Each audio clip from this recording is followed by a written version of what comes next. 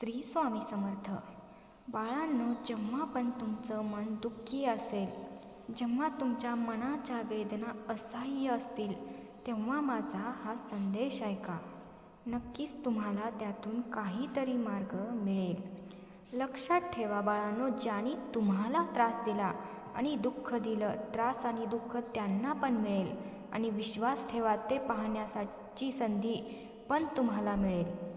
लक्षात ठेवा, जीवनामध्ये बऱ्याच वेळेला अशी लोक पण आपल्याला रडवतात, ज्यांच्या आनंदासाठी आपण आपलं अख्खं आयुष्य खराब केलेलं असतं.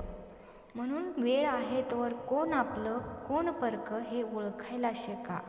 जेव्हा शेवटी सगळं एकट्यानाच सोडवायचं आहे, तर मग कशाला हवीत ही खोटी नाती. हे कलियुग चालू आहे. इथे लोकांना खोटे लोक जास्त आवडतात. थोडं जरी खरं बोललं तर लोक लगेचच रागाला जातात. एक गोष्ट स्वतःच्या बुद्धीला समजावून सांग. कोणी आज तर कोणी उद्या बदलेल, पण विश्वास ठेवा, या जगामध्ये प्रत्येक व्यक्ती बदलेल. हा माझा तो माझा या भ्रमात राहू नका. बाळांनो, काही लोक येतील तुम्हाला दाखवायला की ते तुमचं दुःख कमी करायला आले आहेत, पण तुम्ही जेव्हा त्यांना आनंदी दिसता तेव्हा तेच लोक चिडून निघून जातात. लक्षात ठेवा, विंचू जर कोणावर प्रेम करेल तर तो प्रेमात सुद्धा डंकच मारेल. काही लोक या विंचवासारखेच आहेत तुमच्या अवतीभोवती. तुम्ही तुमच्या आयुष्यातल्या कोणत्याही कामामध्ये तेव्हाच यशस्वी होऊ शकता, तेव्हाच सफल होऊ शकता, जेव्हा तुम्हाला तुमच्या कामावर गर्व असेल. ज्या कपड्यांचा रंग गेला ते कपडे शरीरावरून काढून टाका, आणि जी लोक रंग बदलतात त्यांना तुमच्या मनातून काढून टाका आणि सांभाळून राहा. अशा लोकांपासून रोज रंग बदलत असतात.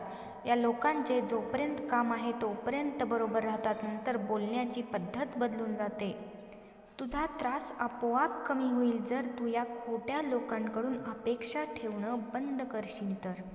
बाळांनो, प्रत्येक नात्याच्या काही मर्यादा असतात, पण जेव्हा आत्मसन्मानाची गोष्ट असते तेव्हा नातं संपवून टाकणंच बरोबर असतं.